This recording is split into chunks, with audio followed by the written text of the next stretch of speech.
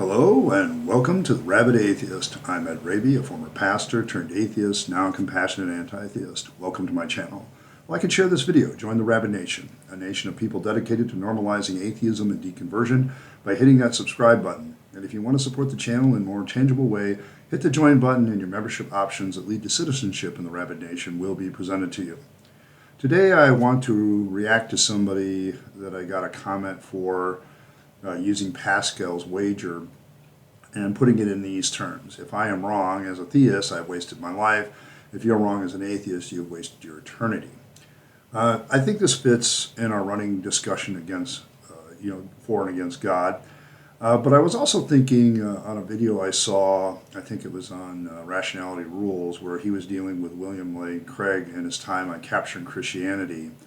And he was baffled by how Carl Sagan would, use the phrase reversing Pascal's wager or reversing Pascal's bargain or whatever Carl Sagan uses. And so the more I thought about it, so I thought, you know what, I'm going to respond to Carl Sagan myself and give my own reasons why I have personally reversed Pascal's wager, because to me it's the safer bet to bet on no God. But you know what, let's not wait anymore. Let's have Carl Sagan take it away.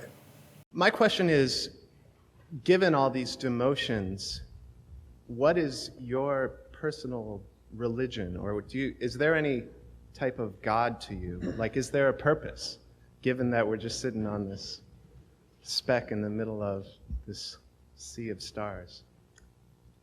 No, I don't want to duck any questions. And I'm not going to duck this one, even though I have high religious personages who are close friends of mine in this room. But let me ask you, what do you mean when you use the word God? What do you mean when you use the word God? This is a really good question, and relating to Pascal's wager, one that we have to ask, because Pascal himself has a specific definition in his mind when he said God. Very likely one that was reflective of his Catholic faith. The question of what makes Pascal's wager overly simplistic, as the option is as if it's a coin flip. Pascal kind of looks at it as believe in God or don't believe in God, and so it's a 50-50 shot either way.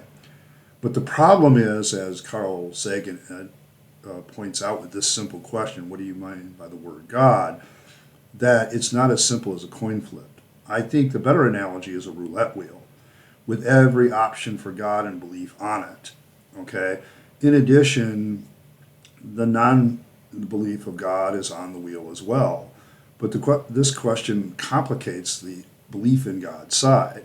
For the sake, let's make an analogy, and for that analogy, let's say that the idea there is no God is all the black spaces on the roulette wheel, and there is a God is all the red spaces on the wheel. The atheist side, though, doesn't have any numbers, because it's really, there is no God. It's a 50-50 shot for them. But the theist side gets a little bit more complicated. The red spaces start to take on numbers of the different variants of God that there could be, and whether or not those afterlife scenarios also correlate with that. So you almost have a 1-1, 1-2, 1-3. We got the Abrahamic God of Christianity being 1, and then whichever afterlife scenario is going to be there becomes the dash number. And so what we end up having is something far more complicated. And this is one of the first weaknesses of Pascal's wagers. It's overly simplistic because it doesn't take into account all the different variants of belief on the other side.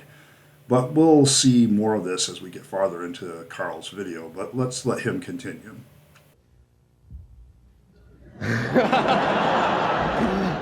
Well, I guess what my question, it's like, is there a purpose for, given all these demotions, why don't we just blow ourselves up? Why don't we? Yeah, what is our purpose? Let me turn the question around. If we do blow ourselves up, does that disprove the existence of God? This is another brilliant question to ask. The question, if we blow ourselves up, does that disprove the existence of God? Now, in some belief systems, of course, this is what the end goal is, that God's going to come and apocalyptically destroy the world and set up a new world with the believers, the truly faithful in it. But there's a lot of end game for God. A lot of other people, though, believe that God is this force that would come in and save us if we decided to destroy ourselves. Now, I think when Carl Sagan is making this comment, the Cold War is well in session and still very much active, and so it was a concern on all of our minds at the time as to whether or not we would blow ourselves up. And so this idea definitely goes forward. But even if the world is destroyed, most people believe that God is going to be the ultimate knight on the white charger that saves us from ourselves. And that's kind of what he's countering. He's saying, listen, if we blew ourselves up, would that disprove the existence of God? And, the guy will eventually say, yeah, well, I guess not. No, I guess not. I mean, it'll be a little late to make the discovery, but still. Yeah. I guess what I'm asking is, since as we kind of make God almost go away in this, as he, through these demotions, and I don't mean he, because who knows what God is, but still saying it makes it right. sort of icky, doesn't it? Yeah, it's tough. We like it to be a he, yeah. don't we? Yeah. We've been trained to think of it as a he. It seems that through the ages, humans have created a mythological framework that has often involved some kind of higher spiritual powers. And as every human culture has done that. As that goes away, as we know more and more and it seems harder and harder to prove that anything might exist like that, where does that leave us? On our own. On our own. I love this because it gets to dealing with our own problems instead of gambling on the idea of God, like Pascal's wager does. It starts us down the path of reversing the wager, of actually doing something about our problems instead of leaving it up to faith and religion. Religion and faith often punt the ball of responsibility to do something away instead of engaging the problems. But, let's let Carl Sagan speak further.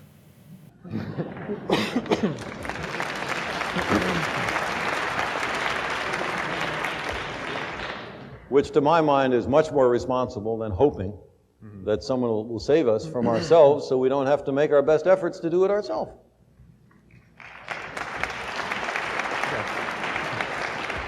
And if we're wrong, and there is someone who steps in and saves us, okay, that's all right. I'm for that, but we, hedged our bets. It's Pascal's bargain run backwards. I'll say another word.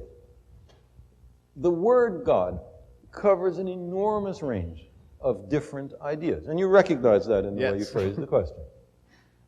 Running from an outsized, light-skinned male with a long white beard sitting in a throne in the sky and tallying the fall of every sparrow, for which there is no evidence. To my mind, if anybody has some, I sure would like to see it. To the kind of God that Einstein or Spinoza talked about, which is very close to the sum total of the laws of the universe. Now, it would be crazy to deny that there are laws in the universe, and if that's what you want to call God, then of course God exists. And there are all sorts of other nuances. There is, for example, the deist God that many of the founding fathers of this country believed in, although it is a secret whose name may not be spoken in some circles, a roi fainéant, a do-nothing king, the God who creates the universe and then retires, and to whom praying to is sort of pointless. He's not here. He went somewhere else. He had other things to do. Now, that's also a God. So when you say, do you believe in God? If I say yes or if I say no, you have learned absolutely nothing. You have learned absolutely nothing. This is correct, because without defining which God we are talking about and about which we could learn anything about him, how can we learn anything about a God we won't even define? One of my great frustrations in some of the arguments for the existence of God is when you try to corner the theist on what God we're talking about, they get evasive, because they know if they start defining that God, that particular argument is going to start to fall apart, because you can start to call into question whether God is benevolent, whether he's omniscient, so on and so forth. And so when that happens, this is what Carl is driving at, I think, a little bit is, we've learned absolutely nothing unless we define what we mean by God. Now, Sagan does a good job here of defining God three ways to illustrate the difficulty of talking about God in terms of Pascal's wager. Going back to our roulette wheel, for the sake of argument, let's say that we only have 50 options for God that are mutually exclusive. In other words, they can't all be right. In other words, one of them is right, but not all 50 of them are right, okay? The other 49 are false, okay? And this would be very much lining up with a lot of religions. Other religions think they're false. They have variants that think they're false.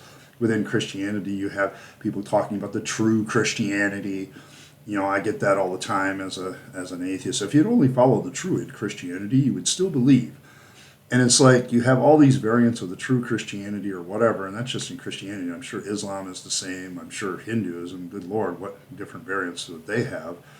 And on the list goes. And so I'm kind of really overly simplifying this by saying there's 50 options of God that are mutually exclusive. We then divide the wheel into 50 slots. 50 are black, 50 are red. Okay, the blacks represent the option that none of these are correct and there is no God. We're still playing our 50-50 coin flip here, that there is no God, okay, that's the truth of it.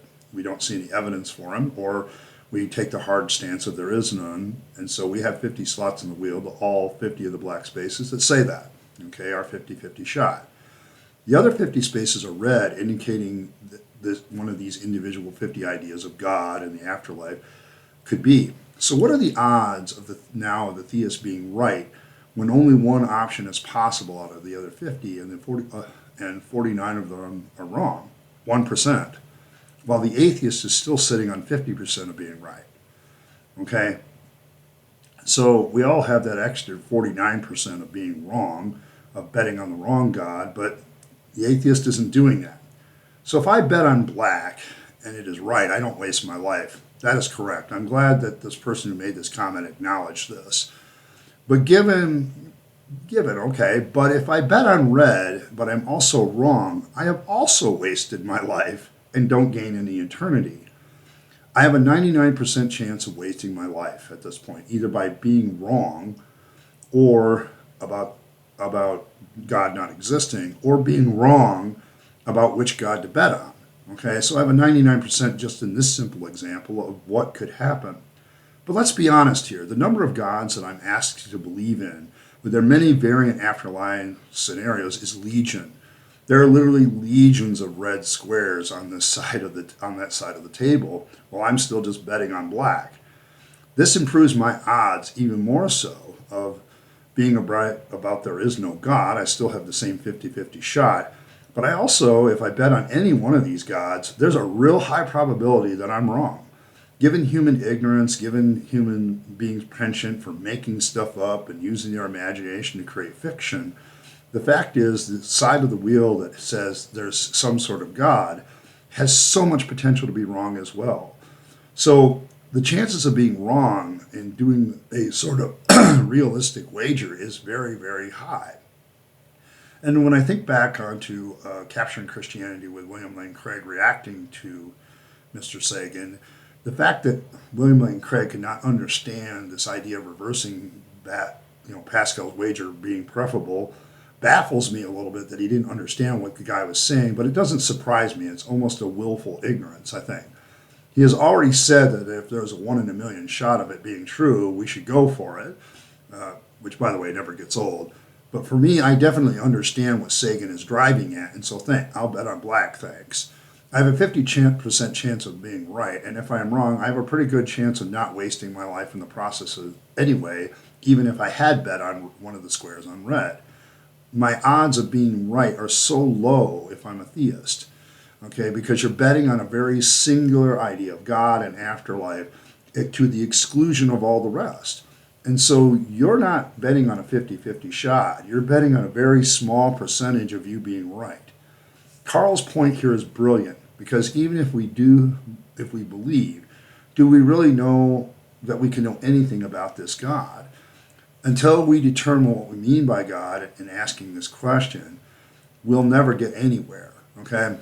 And religion and faith make it impossible to do so. It makes any conversation about what God is and what his intentions are and what the afterlife is from a practical point of view useless, which is why we reverse the wager and we decide to bet on solving our own problems and bet that there isn't a God.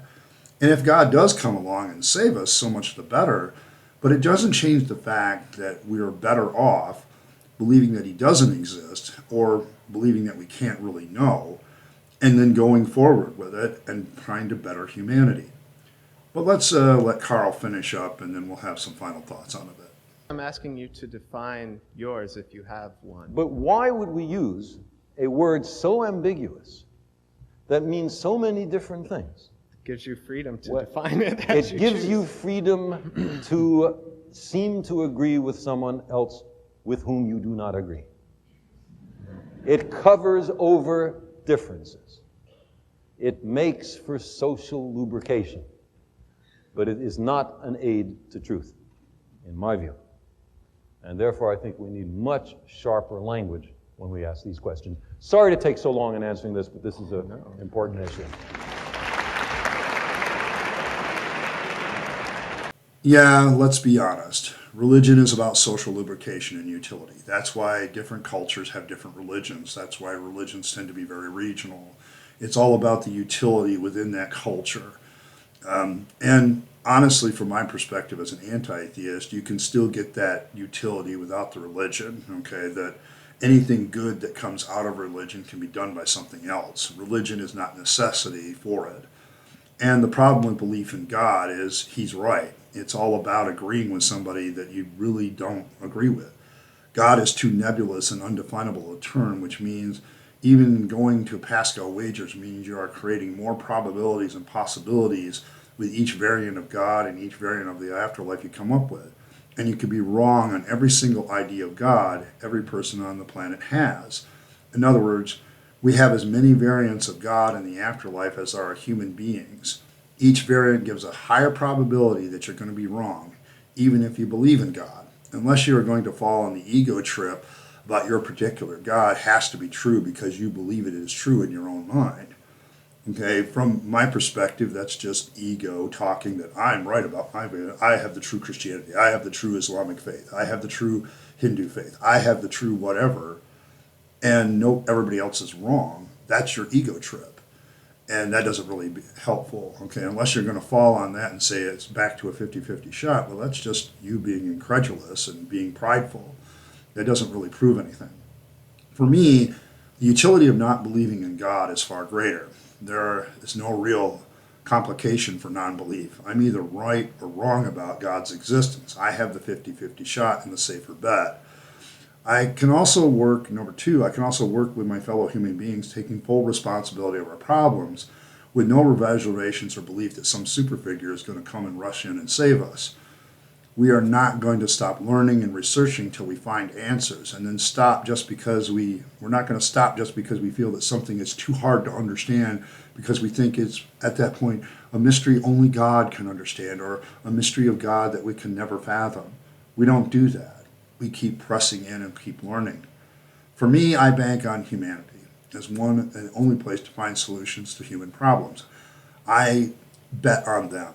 Like Robert Heinlein, one of my favorite authors, I bet on humanity. I bet on the scientist, on the person that's an inventor, an engineer, discovering ways to cure diseases, increase human prosperity, and solve the problems that humans are facing. And we're not going to stop until we keep solving more and more and make living longer and being more prosperous a big thing. Minimizing harm to others. These are the things that I bank on as a humanist. And it's because Pascal's wager, it's actually better to reverse the wager and bet on no God when you really think about it.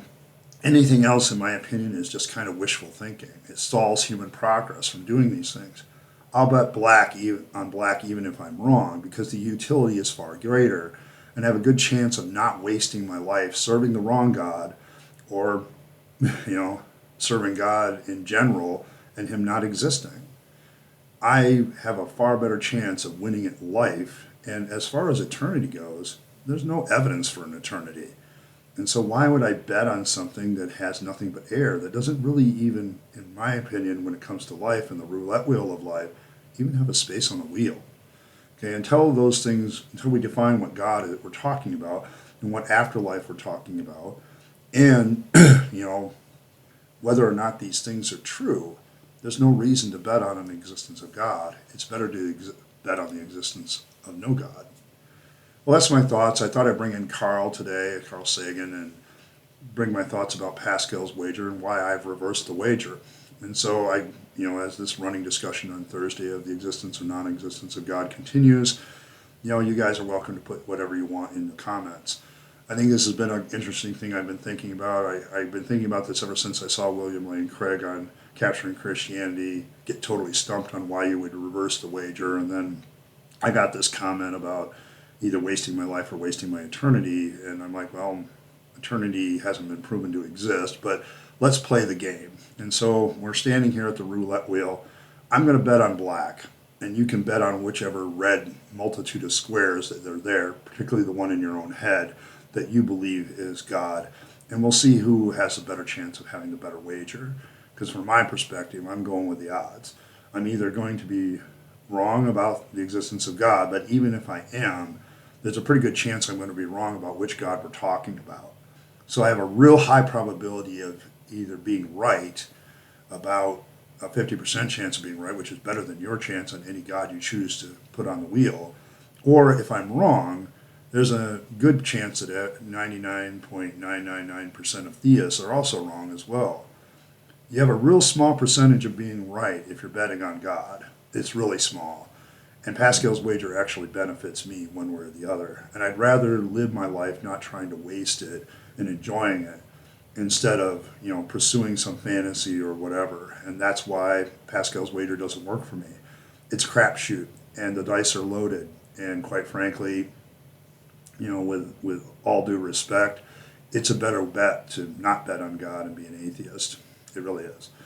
Well, that's it for today. I'm interested in your comments. Comment away. Thank you very much for stopping by. Appreciate every like, share, and subscribe. I want to give a special shout out to my members, to my citizens, and my Rabyd citizens at this time. They're the people that make this channel hum along, and if you want to join them, hit that join button, and your membership options for citizenship will be presented to you. Like, share the video, keep helping me to grow the channel. I always appreciate that. You guys are awesome. And as always, live your best life. You only get one go around. Don't waste your life by betting on a very improbable thing like the existence of a particular God. Instead, build up yourself, build up the people you love and care for, and make this a better world. And don't ever stop doing it. It's how humanity is going to move forward, is when we help ourselves and not really believe that there is a God. So keep going forward with that, and I appreciate everything that you guys do. And as always, thanks for stopping by, and I'll catch you next time.